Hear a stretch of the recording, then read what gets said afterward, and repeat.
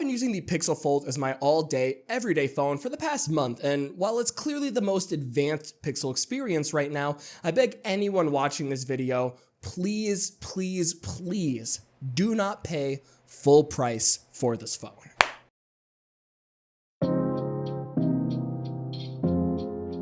If a Pixel Fold is something you're thinking about getting, you should know how the phone has held up so far after 1 month of daily use. At this point, the Fold is still the gorgeous, build quality champion that has held up perfectly so far besides some normal wear and tear. On my phone, I've gotten some scratches on the metal camera bar and on the inside plastic bezel. I've accumulated some tiny indents from closing the device, which is really unfortunate to see on an $1,800 device. Otherwise, the Pixel Fold has held up great. That stainless steel spine is still in immaculate condition. The hinge still feels strong and satisfying to interact with. Also, the crease does feel slightly deeper after the span of a month, but unless you have a brand new device to compare it to, I don't think anyone's going to notice. Of course, the Tensor G2 chip is still plenty fast. Running 2 apps like YouTube and Google Keep at once has been smooth. Gaming in COD Mobile, Dead Cells, or Diablo Immortal, for example, has been more than fine performance-wise. Yes, I do find the device gets warm under heavy load like gaming or installing a ton of apps, but outside those 2 scenarios, there really hasn't been any kind of overheating problems per se. I see a lot of comments saying that their phone has been too hot to handle where they can't touch the phone, or I've seen some people say minor tasks have overheated their phone. During my month with the Pixel Fold, I haven't had any kind of overheating issues like that. All I can say is I'm positive there are some units with overheating issues. Obviously, in my usage, neither my review unit or my personal device have overheated in that manner, just to let you know. After a month, I have finally settled into a consistent usage pattern for the Pixel Fold's form factor. Google clearly had a huge focus on the cover display, and to me, when folded, it seems to be as close to an everyday candy bar style phone as possible. Because of that, I don't always use the inner screen, but if I'm somewhere relatively safe and have the time, that's when I unfold the device to use that wide 7.6-inch display. So basically, when I'm busy and on the go, I'm using a short, thick, but otherwise completely normal Pixel phone, so maybe a hypothetical Pixel 7 Pro Mini or something. And then when I'm sitting in the waiting room or on the couch at the end of a long day, I pop open that tablet mode and enjoy whatever I was doing on the larger form factor. And I guess this is where foldables shine right now, to be that regular, everyday smartphone when you need it, and a nice little tablet when you want it. This works well for me because most of the things I need, I'm logged into on my phone. For example, with my gaming computer, I'm only signed into a few accounts, and with my work computer, I'm only logged into a few things, but on my phone, I'm logged into pretty much everything possible, and I like having the option to view any of those apps or games or documents in a large or small screen format. Which brings me to app compatibility, and this I know seems obvious, but this is heavily dependent on the apps you use. On a basic level, there's 3 types of apps for the Pixel Fold, ones that are intentionally optimized for tablet use. Most of these are Google apps or ones that have been around for a while, like Discord, eBay, Infinity for Reddit, AccuWeather, etc., and they make up maybe 20% of the available apps out there. Then there are apps that aren't optimized, but at least function on a full screen in either landscape or portrait. Most of these are games, but also apps like Swappa, LinkedIn, and Photoshop are some examples, which maybe make up another 30 to 40% of the apps out there. And then there are apps not optimized at all, which show in this letterbox mode. Normally it's social media apps like Reddit, Twitter, and Instagram. I've noticed a lot of shopping apps also aren't optimized too, like Walmart, Home Depot, DoorDash, and more, which make up the remainder of the apps available. Granted, you can turn these apps into portrait mode to take advantage of a larger screen. Unfortunately, that's the best you can do, which technically does work, but is not always ideal. Crazy enough, the Pixel Fold ships with 5 cameras total. For the front cover screen, we have a 9.5 megapixel camera. On the inside camera built into the bezel, we have an 8 megapixel shooter. On the back, we have a 48 megapixel main camera, a 10 megapixel ultra wide, and a 10 megapixel telephoto lens as well. With the hardware alone, you can get a ×5 zoom, and then digitally, you can get up to 20 times.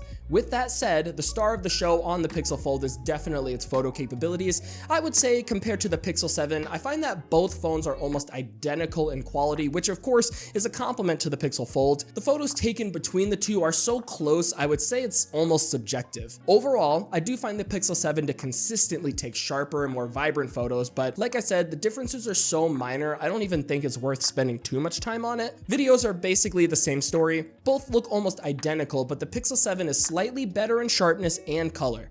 Ultimately, the only way I could tell is by having both devices side by side and over-analyzing every photo.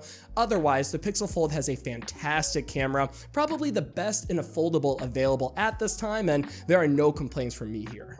Unfortunately, the battery is not the best on this device. The Pixel Fold has a 4821 mAh battery, which is close in size to a OnePlus 11 or a Galaxy S23, so you would think the Pixel Fold would absolutely kill it here, especially with how the device is supposed to learn your behavior and optimize accordingly. I will say, battery life did get better. Within the first week of ownership, I was lucky to get through a single day, and it felt like the phone would be on the charger way more often than not. After a month, I can say this device did get better over time. Now I can get through most of the day with my usual usage, which consists of YouTube, social media, web browsing, reading, split-screen note-taking, and some minor maps, gaming, and photo editing. In my experience, it's normal to be at around 10 to 20% right at the end of the day, so I'm finding myself getting battery anxiety quite often.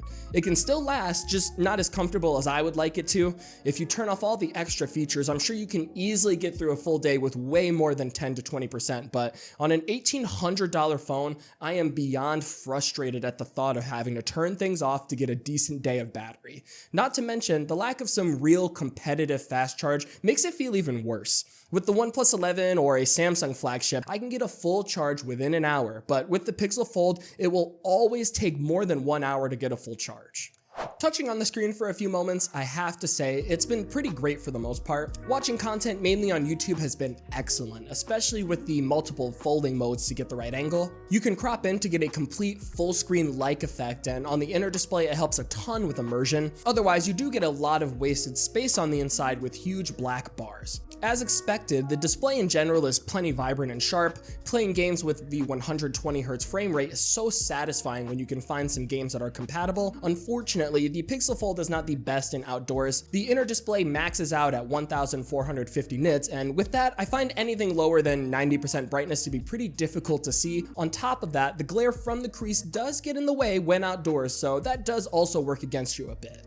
Now that we got all the technical, super important stuff out of the way, let's get into the likes and the dislikes. Real quick, the number one thing I love about the Pixel Fold is that cover screen.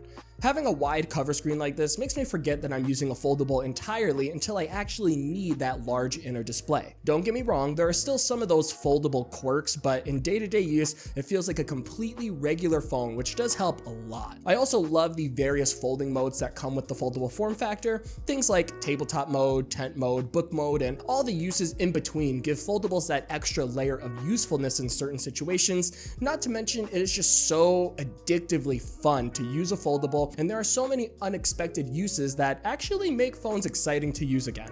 With the Pixel Fold, I love the accessory variety as well. There are so many available and probably hundreds of companies making cases for this thing, and if you know me, you know I like having as many options as possible. I would say the fingerprint scanner and speaker hardware are excellent as well.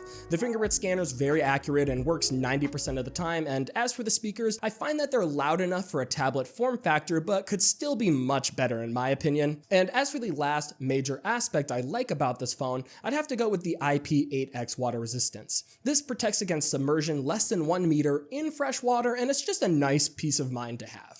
As for the dislikes, that $1,800 price point is just way too much. There's a lot of ways that you can look at it, but to me, the Tensor G2, subpar battery, a first-gen Google product, the lack of real, meaningful fast charging, plus the fact that there's not nearly as many software features as the Z Fold is why I can't justify paying full price. The only possible reason I could make it make sense to get my personal Pixel Fold was because my carrier was doing a half-off promotion on the Fold, and even then I'm still worried about what issues might come up with this first-gen Google device. On top of all of that, the lack of customization on the Pixel launcher are basic features that really frustrate me not to have. If they would just add icon pack support and the ability to remove the Google widgets, that would be enough to get me to shut up because I am just so sick and tired of talking about it. Please, Google, just give us these two things and we'll be happy for at least a little bit until we find the next pain point to complain about. Finally, this last thing isn't a dislike per se, but it could be depending on the future. But if we don't get substantial improvements in future updates for this foldable, I'm gonna feel really burned on this device. $1,800 $500 is a huge asking price, and Google is known for their software support. So even if the Fold does not sell well, I need not just new Android features, but features that specifically improve the foldable experience on this phone. These updates also need to be consistent, especially for this asking price, and I'm more than positive that Google has an internal roadmap somewhere for future support for this phone, but I just wanted to make it known how important it will be for Pixel Fold users that took a chance on this device. In closing, I wanted to answer the big question that I'm sure many people are still asking, which is, should I get a Pixel Fold? And at this time, the best answer that I can give you is only if you wait for a sale or at discount. Otherwise, it might be worth it if you really just want to try something new, or if you're a hardcore Google enthusiast, or if you really want the Pixel experience in this form factor, but still at that point, you should just still wait for a sale. Overall, the Pixel Fold is an awesome device, but it doesn't have that 5 years of refinement that the Z Fold series has. It doesn't have that ultra powerful Snapdragon 8 Gen 2, and it doesn't have any kind of reputation for consistent updates and features yet because, well, it just hasn't had a chance yet. It's a month old, and I hope that Google delivers on this promise so that 6 months from now, I can tell you guys how amazing this phone is and how much has changed and what new cool features have come with this phone. But for now, 1 month later, I still say wait for a sale.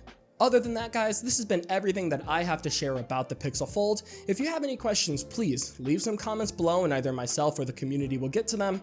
Otherwise, this has been Jordan Floyd from 9to5 Google. Thank you so much for watching, and I'll see you in the next one.